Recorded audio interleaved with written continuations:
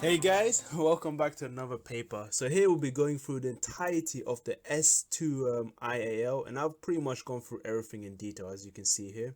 And the way it's going to work is pretty much go over every single solution I did and literally break it down step by step. Now, so without further ado, let's go straight in. So number one, what do you have?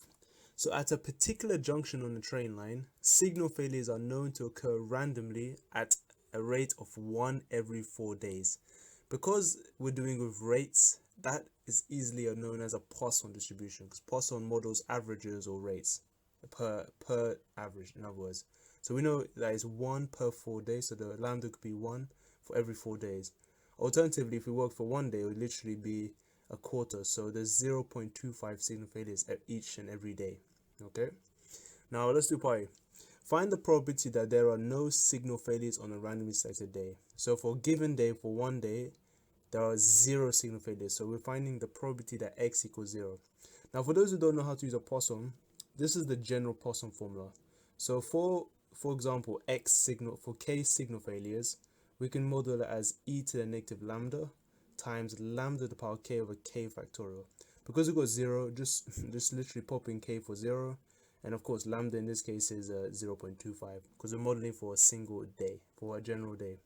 And that's it, and you should get 0.779. Easy. So let's move on to B.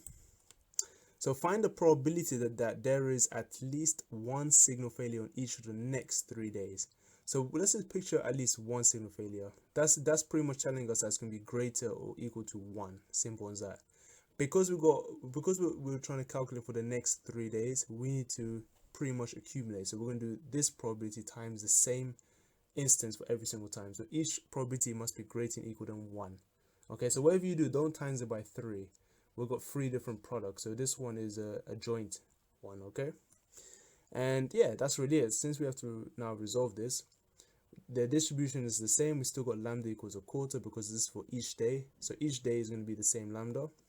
And one way to solve this quickly, instead of going from 1 to infinity, we could just reverse this. So if we got 1 and more, we can do 1 minus 0 and less. In other words, just 0. So 1 minus probability x less than equals 0. We have that ready. This is the same as x equals 0 because Poissons are discrete distributions, so they only count single points, integer points like 0, 1, 2. So if x equals 0, we have it over here from the previous problem, which is 0.779. Plug it in, so 1 minus this to power 3 will give us the result we need, which is about 1%. So that's actually 1% chance of happening in the next 3 days head on. Yeah, and let's go to part C. So find the probability now that in a randomly selected 7-day week, that there are exactly 5 days with not a single signal failure. Whew.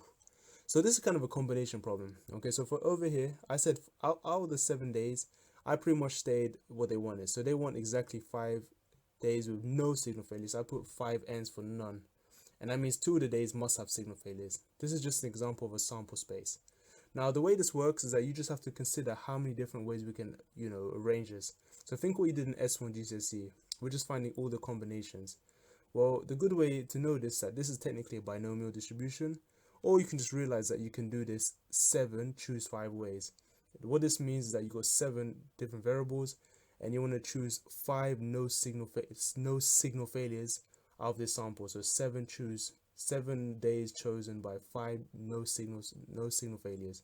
Putting this in the calculator N7C5, you should get 21. And yeah, the rest of this is easy. So the first one, probability x equals 0, this means no signal failures to the power 5 days. And this means probability of not having a signal failure, so not equaling 0, which is power 2, which is the 2, which is over here. Put this all in and you should get 0.294. Easy. Probability, man. Anyway, let's move on to the next part, the major bit. Okay, so what do we have here? So I've kind of literally reorganized all of this one, so let's have a careful inspection here. So repair works are carried out on the line. After these repair works, the number f of signal failures in a 32-day period is recorded. So what I did is I just renamed the variable. So I said let r for the repair works be a Poisson distributed with a new lambda. So lambda r equals 8 per 32 days. Makes sense? So pretty much it's still the same rate. Still, 1 out of 4 per day. in a sense. 8 over 32 is 1/4. Now a test is carried out at the 5% level of significance. So here we need to kind of pull out the tables to determine whether or not there has been a decrease in the rate of signal failures. So we're concerned if there's a decrease. Now before I even look at the hypothesis, look over here. We always suggest two things. We always follow by the claim. The claim is always H1. That is that lambda is less than 8. There is a decrease in the average rate. So decrease in the average rate to 8 per 32 days. Okay, so this is also one-tailed because when you look at the left side, because less than. If it's less than or equal, it will be two-tailed, or greater, one-tailed. The HO is always equal to 8. It's just like a fixed assumption. We always assume it like that. Now, the whole point of this, because we got 5%, we just need to check, when do we reject the null? We're trying to find the probability required that is less than 5% using the tables. Okay, and it always has to take this form, less than or equal, yeah? So that's what the question is asking. State the hypothesis and find the large value for f for which the null hypothesis should be rejected. Okay, so we're going to reject the null, like I said. So what I did is I went straight to the tables, and we have to keep this in mind that lambda is 8. So going on the tables, this is how it looks like in your formula books. So when you look at lambda equals 8.0, we just go skim down and find the probability which is less than 5%. So less than 0.05. And here we are. Now the greatest one is this one, of course. This is just less than 5%. The next ones are, of course, much bigger.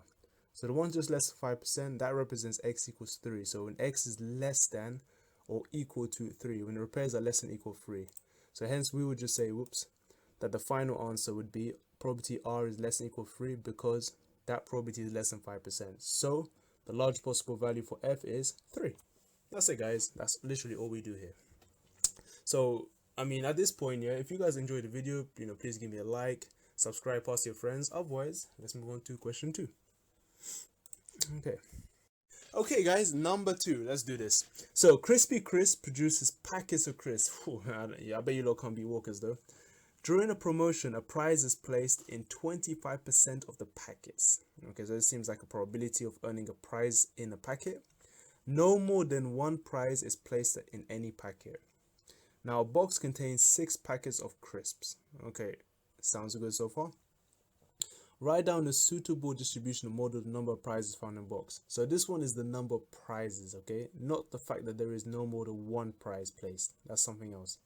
So the suitable distribution we can say is, of course, is a binomial. Why? Because first things first, we have a box that contains 6 packets. So we have the sample size. We also have a probability of finding the prize in a box. And one thing to know, one assumption that's required for a binomial model is that the prizes are randomly placed in packets. Okay, so every time you come to these type of questions, always think of a randomly distributed packet. It's binomial because we don't know where it's going to be. What we know is all random, so that makes it binomial. Okay, so far so good. Now let's have a read. Next question, part B. So find the probability that in 2 randomly selected boxes, only one box contains exactly one prize. Now to do this one, we have to think about combinations. If you have 2 randomly selected boxes and only one contains it, you could either get a prize and then not get a prize, or not get a prize first time and then get a prize second time. So these are the 2 combinations I put here. So prize and no prize, or getting no prize first and then prize second. So what this actually means over here is that is a probability of actually getting 1 times the probability of not getting 1. So 1 as in exactly one prize or not one prize. And because, like I said, you got 2 ways, we times it by 2 ways. Now first things first, now we need to actually evaluate this. So probability x equals 1, well, I would look over here in the note section.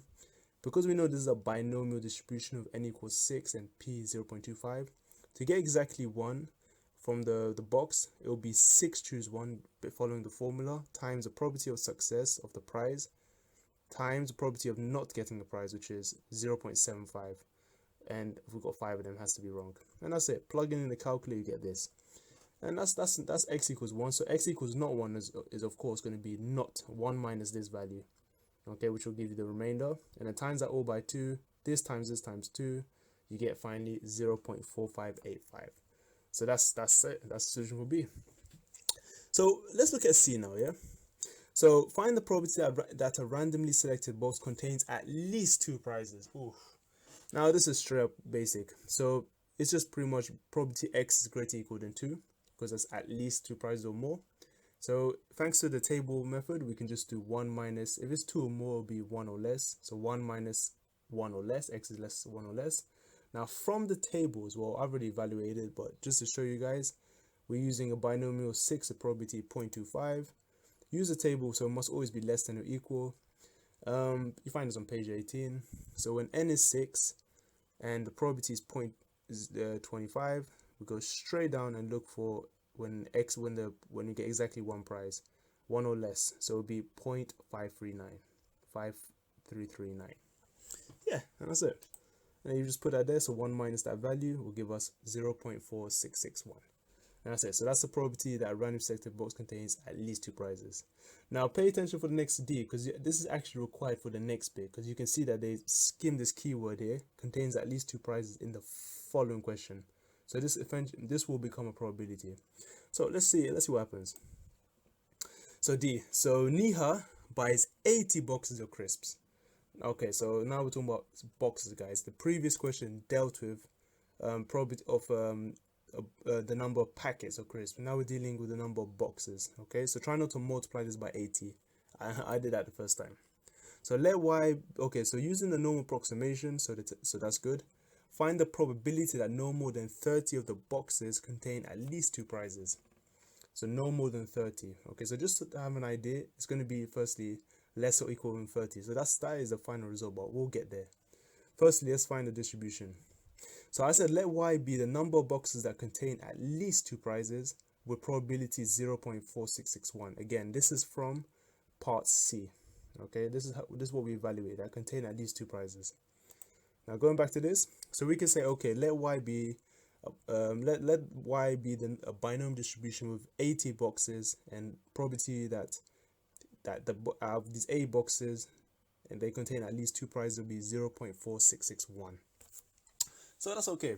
Now how to normal approximate? So as n is large, because it's 80, so it's bigger than 30, and p is less than half, this is considered small, then we can say that y is normally approximated, but the binomial is normally approximated using this method, the mean times the variance. So np, so 80 times the probability will give us 37.3, and then the variance npq is just 80 times the probability of success minus the probability of failure. So q is just literally 1 minus p.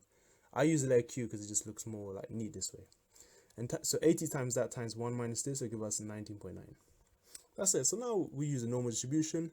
One thing to note, because the binomial is discrete, when they say less than or equal 30, essentially it could have been less than 31. So to use something, we use the normal. When we use the normal, we consider something called the continuity correction. Because once this is a continuous distribution, binomial is discrete, so between 30 and 31, we just assume 30.5 to be extra cautious, extra safe. That's kind of why. It's all to do with safe. It could have been 30, but we don't know. These figures are rounded. And that's it. So we do that. Now we just use the normal distribution. So we say y is less than 30.5. This is the same as the z form, standard normal. So it'll be the point minus the mean, which is 37.3, over the standard deviation, which is the square root of the variance. Yeah. And then that looks a bit like this. Now because you got minus there, you can just whip it outside. So it'll be 1 minus z less than 1.52. Now looking at the normal table for z for 1.52, because it's in the less than form, we should get, yeah, and here we go, 0.9357. So that's it. Put that in and I think we're good. Yep, 1 minus that figure we just found, and you should get roughly this value. Yeah, so far so good. Whew. So again, guys, I mean, if you're enjoying this so far, please give me a like and, you know, subscribe, support. Otherwise, yeah, let's move on to question 3. All right, number 3. So the random variable x has PDF or probability density function given by the following. So the small f is the probability function. The big F, by the way, is a cumulative distribution function. So that accumulates probabilities. So what do we have here? As shown, okay, so as shown in figure 1, where a and b are constants. Cool. So we're gonna have to calculate this later. So show that the median of x is 4. So one thing to know, so here's 4. Now the only way that the median x can be 4, because this is bang in the middle, is that the area of this kind of shape, this kind of triangle I made, because I drew a dotted line down, and this triangle must be the same value. So they both must be half. But they're both half, then this is clearly the middle line. So that's what I put over here. X equals 4 is a medium if the area is A1, A2 or both half. Now the easier, now how do you determine this? I just found the area of A2 because A2 actually has some figures, or A1 has some algebra, so that would be quite nasty to work with. So all I did is, okay, so I realized that we have a triangle shape. We got a base of 2 because 6 minus 4 is 2. And to get the height, well, we can just plug in the value of x equals 4 into this equation, because remember, the second equation here takes values of x between 4 and 6. So when x is 4 here, you should get in your calculator a half or 0.5. Now we just use the area of a triangle. And the area of a triangle, well, is quite easy. Base times height. So 2 times 0.5 over 2 gave us exactly 1/2. And that's it. We proved this. A2 is a half, meaning A1 is also a half. Meaning that this point 4 is definitely the median. Easy. Now, next one. So find the value of A and value B. So yeah, so we come to that point now. So what did I do here? So this was the previous question here. So I said, okay, so for A1, so I worked with A1 first. So just having a quick reflect on the PDF. So AX plus B takes values of X between 1 and 4, and the second one takes values of X between 4 and 6. So we're going to work with the first one for a second because that has A and B. So working with that, what I did here, I said, okay, so what happens when X equals 1, the lower bound? If you plug in X equals 1 to this equation, you just get A plus B. And that's going to equal 0. How do we even know this? Because when X equals 1, we'll look at this triangle here. It hits exactly, the y-axis is 0. So when X is 1, Y is 0. This means that the equation is equal to 0. Now, for the second point here, so look at this triangle one more time. We also know that the area of A1 is 0.5. So we can say, firstly, when A1 is 0.5, and if we want to work out the height of this, we can say that when X is 4, Y has a height of exactly 4A plus B. Because remember, X is here, so when you plug in 4, you get 4A plus B. And now this is easy now. You just use area of a triangle formula. Base times height equals, so half base times height equals 0.5. Work around this, and then you can tie this up to make it look like 12A plus 3B equals 1, just to make it tidy. Timesing 2 across and expanding. Now, what do we do here? So now you can just solve this, well, simultaneously. And solving this simultaneously, well, I think it's not too bad. But I did it anyway, and I got A equals a 9th and minus a 9th. Just in case, the fast way to calculate this if you're unsure, times the top equation by 3. So you get 3A plus 3B equals 0. Subtract against the second equation, so you get 9A equals 1. Divided by 9, you get A equals a 9th. Plug into the first equation, you get minus a 9th. And that's it. Now, let's go on to the final bit. Whew, okay, so this one takes a bit of work, but I found a loophole. I'll explain anyway. So C, specify the cumulative distribution function fully. Note, I put the values from previous question. So the CDF is simply the pretty much the cumulative version of the PDF. In other words, in order to actually specify it, we need to integrate these functions carefully that respect to the values we know, and we need to pretty much make it look like this on the right hand side. Okay. Now, two figures that you must always note to put is that for cumulative distribution, in the very beginning, before you start collecting probabilities, we've collected nothing. So any values at x which is less than here, less than 1 is always nothing because there is nothing accumulated. But by the time you reach x equals 6, you've added up every single probability variable. So that means any values bigger than 6 is going to be 1. 6 or bigger is going to be 1. Okay, so that's two assumptions we must always make. Now for the middle two, we just have to integrate what I labeled as A and B to fill them up. Now let's check this out. So for A, to get the first statement here, we have to integrate AX plus B.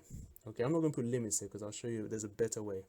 When you do this, I mean A and B we already have, you should simply get x squared over 18 minus x over 9 because it's quite easy to integrate. Plus C. Now, why did I do plus C? Well, we can use some initial conditions. Because we know that when x equals 1, f1 is 0. Why? Because when x is 1, when it's 1 or less basically, you get nothing. So I said when x is 1, we get nothing here, so f1 is 0. So all you do is literally plug in 1 here into this equation and equate it to 0, and then solve for C. So C is 1 over 18. Now for B, you do the same thing. You pull out the second equation, integrate it, and then use another assumption. I said when x equals 6, because the highest point of 6 gives us a final distribution, a cumulative distribution of 1. So f6 equals 1. And that's it. Plug in 6 equal to 1, and then solve for k, you get minus 702. And that's it, guys. And this means you should get a final thing that looks like this. So redraw your cumulative distribution function and make it look a lot like this. That's it. All done, guys. All done. So number 4. So in a large population, past records show that 1 in 200 adults has a particular allergy. Okay, so far sound like binomial. In a random sample of 700 adults selected from population, estimate the mean and standard deviation. Okay, so this is actually quite easy. So first things first, we need to model this as a binomial distribution. We know this because we have a random sample size of 700 adults. And we know that the proportion of these adults with an allergy is 1 out of 200. So that's literally an N and P right here. Now to get the mean is just simply N times P.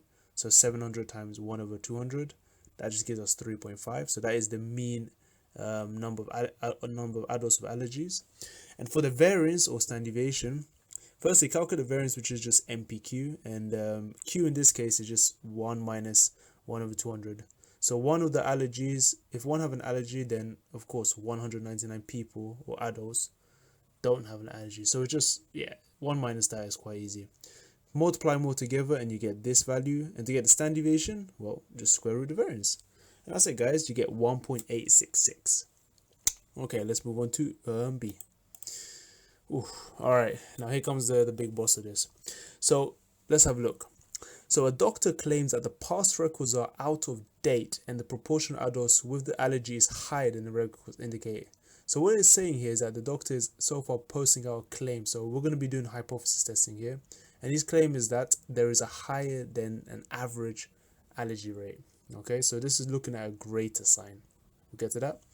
Now a random sample of just 500 adults is taken from the population. So now our binomial is going to be 500 with, of course, the same rate, because the previous question states that this is for a large population and this is based on past records.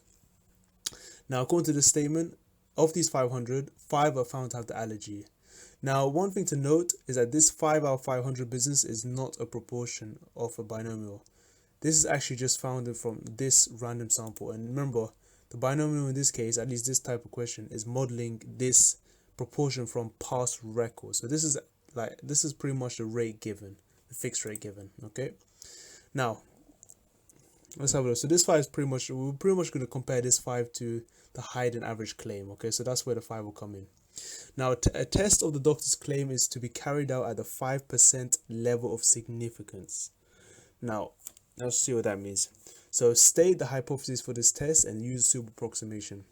Okay, so first things first, we know we're going to use a binomial test, and in this case we're going to use a Poisson approximation. Why? Is because we need to know that we have a very large sample size and a very small proportion. So multiplying out these together, we're pretty much going to get a lambda value and a variance which is more or less similar. So we can just say the rate is 2.5. So 500 times 1 over 200 gives us an average of 2.5, or lambda 2.5. And here's the reasons why. Now, hypothesis for this is just simply telling us that the probability that we know is 1 out of 200, and the claim in this case, according to the doctor, is 1 out of 200. Now, having a quick look at the tables. Let me see if I got the tables noted here. Ah, damn, I didn't paste it in. So having a quick look at the tables, we can firstly work out the probability that y is greater than or equal to 5, because we know that there are 5 found to have the allergy, and this doctor claims is higher than average, or higher than 5. So therefore, just using tables, we can do 1 minus 1 less or equal to 4, which is of course the reverse of that. And doing so, well, we can get this probability in the tables. So the point of this is to check whether or not we can reject the hypothesis at 5% level. If it's less than 5%, we can reject the null. In this case, we get about 10.88%, and that is definitely not less than 5. So we can say that there is not enough evidence to reject the null hypothesis, and therefore we claim that the claim is not significant. So in other words, if we don't reject the null in this case, so we're gonna pretty much keep this, and we're gonna assume that the proportion of allergies is actually more or less the same, because looking at head on 2.5 for this, and the previous one we had 3.5. It's kind of the same. I mean, it's not a big difference. Yeah, out of the huge number of adults is not a big difference. This is claiming that there is some sort of significant difference, but not really. So in other words, we say reject the claim, so therefore doctor's claim is not supported, and that's it. Okay, let's move on to C. So now it's also claimed that 30% of those with an allergy take medication for it daily. So now we have a new distribution. I mean, I called it Y here because actually Y is mentioned here. And the proportion is now 30% or 0.30. Now, to test this claim, a random sample of n people with allergy is taken. So we have a brand new sample of n number of people. The random variable Y represents the number of people in the sample who takes medication for allergies daily. Alright, so guys, so this is pretty much brand new data set here. Okay, so daily. So this is a completely different one. Now, we got a two-tailed test. So this means that the hypothesis would be not equal, or we're gonna look at the left and the right side of the tail at the 1% sameness level. So if it's 1% and we got two-tailed, we're gonna need to half the area. So we need to make it equal on both ends. Okay, and we want to see if the proportion differs from 30%. So that in other words, differs from the proportion of 30%. Okay, not the area. Now the critical region for this test is Y equals 0 and Y greater equal than W, where 0 is more or less than equal 0 because it's discrete. We begin with 0 onwards. So in other words, this is how it kind of looks like. If you think of it as a normal distribution, even binomials or blocks, but just think of it like that. That's the kind of idea we're having. Okay. So what do we want? So find the smallest possible value of n and the corresponding value of w. Okay. All right. So what I did here actually is that because we were given already one value, Y equals 0, we could say that, okay, since this is the critical region, this means that we can clearly say that this is less than 0.5% or it's somewhere less than 0.5%. So I just said, all right, let probability Y equals 0 be the usual binomial formula. So n choose 0, probability of success, power 0, failure, power n.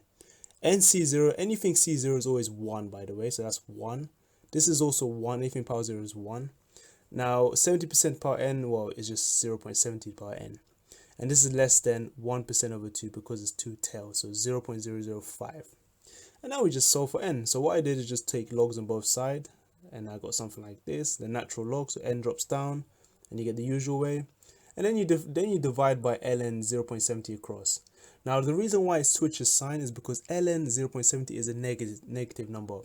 And when you divide by a negative number, the inequality flips. Okay, so I'll put a little note there over here.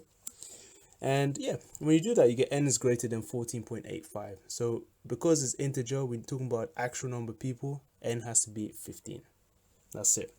Now we plug it in, so we've got n is now, so y is a binomial of 15 and 0.30. Now all we got to do is just use a table and see when the probability, when this critical region here is going to be less than 5%, because we're in that region. We need to find this corresponding w value in the tables. Okay, so let's see this one right now. I got the answer here, but we're going to come back and see why. So for the binomial table, all we care about is from this table n equals 15, check, and probability 0.30. And now we just need to find literally the final 0.005 or 0.5%. Okay, because it's on the right side, we're looking at the final 0.5% before it hits 1. Okay, so that's why I highlight these two values. And yeah, to do that, we first have to notice that this table only records probabilities that are less than or equal to that variable. Yeah, and that's why it looks like this. So probability y less than or equal some value, either 9 or 10, which is greater than 0.995.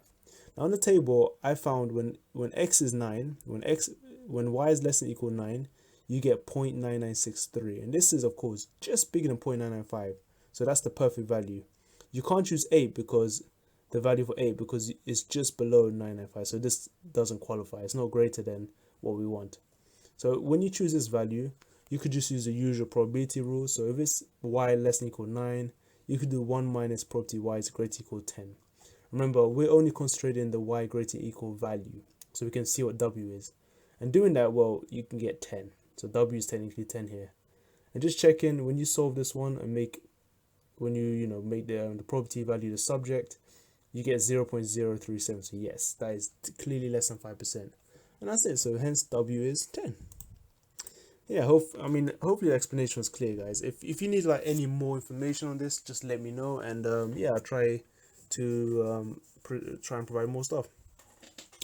Oh man. Okay, let's move on to the next question. Okay, number 5. So what do we have? So we have a call. Oh, this is easy actually. So we have a call center which records the length of time in T minutes its customers wait before being connected to an agent. So very standard stuff. The random variable T has a cumulative distribution function given by the following. Okay, so capital FT. All right, let's have a look. So find the proportion of customers waiting more than 4 minutes to be connected to an agent. All right, simple stuff. So this is just simply when the random variable probability of the random variable T bigger than 4. So when the time is greater than 4. And one thing to note, when we're using the cumulative distribution function, we need to know that this ft is actually equal to the probability of t less than equal t. So it's always, this is the same as the less than equal t or x form, a bit like I put over here. So yeah, we just write t greater than 4 is 1 minus t less than equal 4. Then you can replace this with f4, so 1 minus f4. Using the equation here, just plug in 4 into this second equation here. Because t can take values between 0 and 5, you got 4. Plug 4 in and you should get the desired probability. Easy. Now next one's B. So given that a customer waits more than 2 minutes, so when you got a given that, that's the area, so it's the bottom half. It's always in the bottom, given that t is greater than 2. Find the probability that a customer waits more than 4 minutes. Alright, so this is easy. So just probability you wait more than 4 given he waits more than 2. So same as the top. This is 1 minus f4, 1 minus f2. Simple stuff. Plug in f2 here and you get, it's pretty straightforward. I can't really say much here. If you've done part A, you can do part B, very straightforward. Now for C, show that the upper quartile lies between 2.7 and 2.8 minutes. Now this is not as complicated as it looks. You literally just have to plug in f 2.7 into the f equation, into cumulative distribution function, and 2.8, and see if there is some sort of a change between 75%. So what we're trying to see is that the value of 2.7 should be just less than 75%, and this should be just more. Oh man, I feel sick. So when I did both of them, this is what I got. I got literally the first one less than 75%. I got about 73, and the other one a bit bigger. So this means that there is a solution between here, which gives us a perfect 75%. So that's it. That's literally done. That's what you have to literally show. And finally for D, well, this one I use a slightly different general formula, which you can use, by the way, and it's actually faster, but I've got the usual method here too. Now here, find the mean length of time a customer waits to be connected to an agent.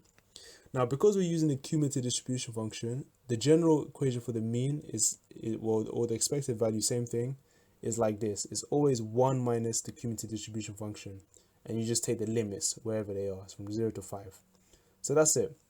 So 1 minus the function, so the function we know is 0.3t minus that.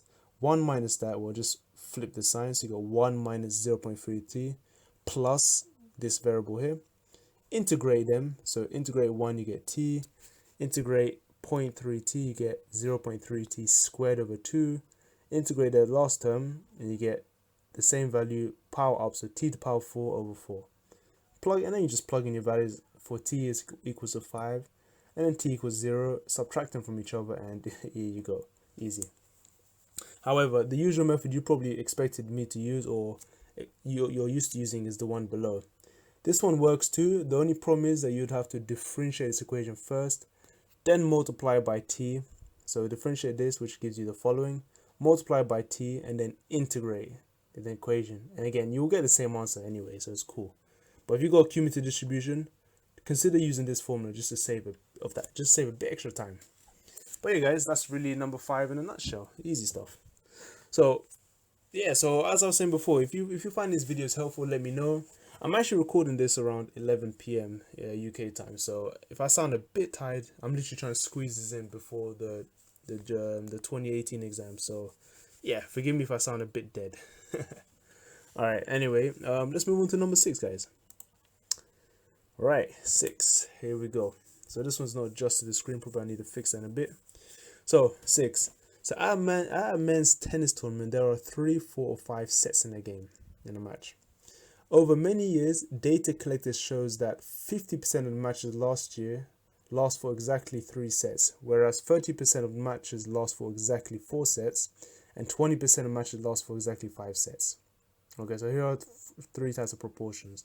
So in other words, if they told you to find the mode, which we'll get to, it will be 50% of 3 sets. So 3 sets will be the mode, as it is the most common one. Anyway, we'll get to that soon. So a random sample of 3 tennis matches is taken. Okay, so we have 3 combinations like this.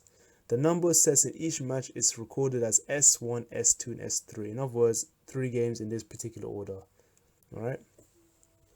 The random variable m represents the maximum value of S1, S2, and S3. So wherever the 3 number sets are, it will just take the max number of sets. Not the sum, the maximum value of those of either 3, 4, or 5.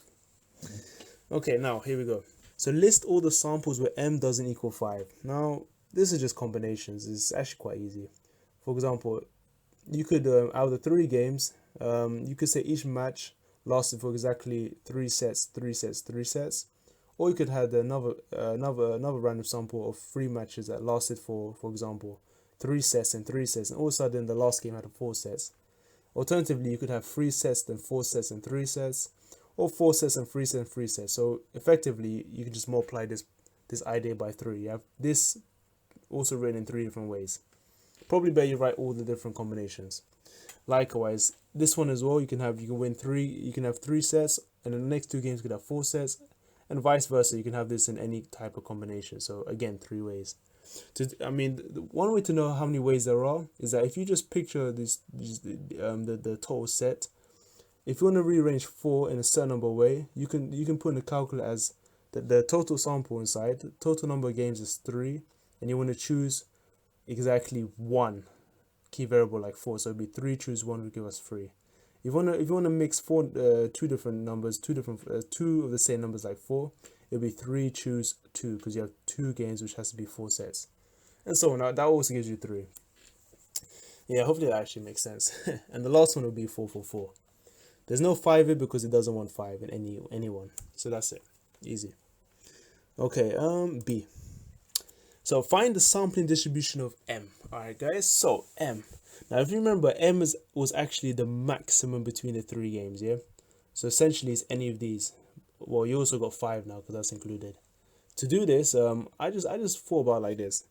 I just said, okay, so what is, first we need to construct our table. We don't know these red values yet, but we need to calculate them. What I did is firstly find the probability of getting a 3.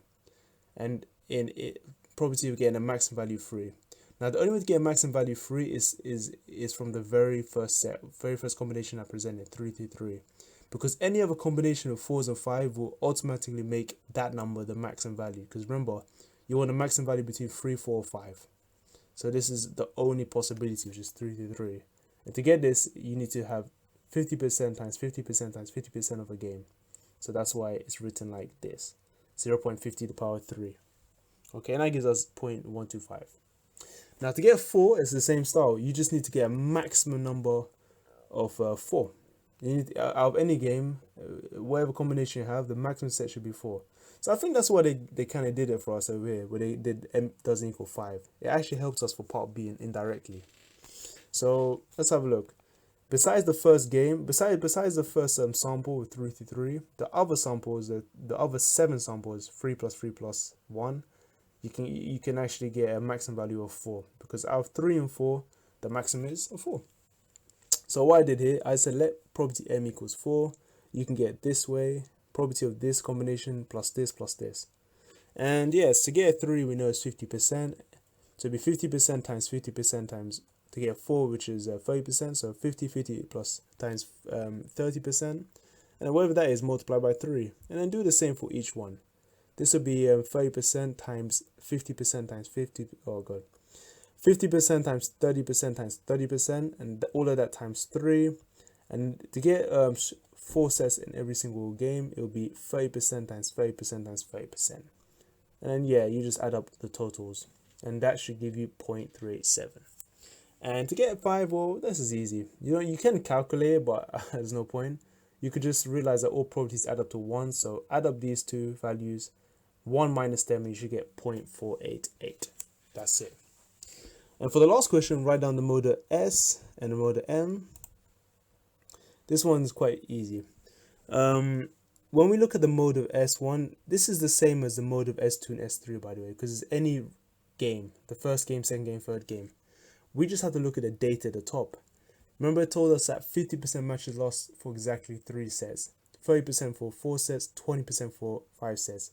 Remember, the one of the most common value is the mode, and because mostly you're gonna get mostly 3 sets, the mode is definitely 3 for each game. For M, this is the maximum value M, and we notice here that another way you can look at this is the one that gives you the greatest rate. So the greatest rate would be 5, because you're most likely to get a maximum value of 5 from 3 combinations of values. And yeah, that's it. It's gonna be 5. Finally, guys, number 7. So I don't know how we went through the number 6. That was, in my opinion, awful. I didn't enjoy sampling. I don't know who enjoys this. It's literally possibly the deadest question on the paper.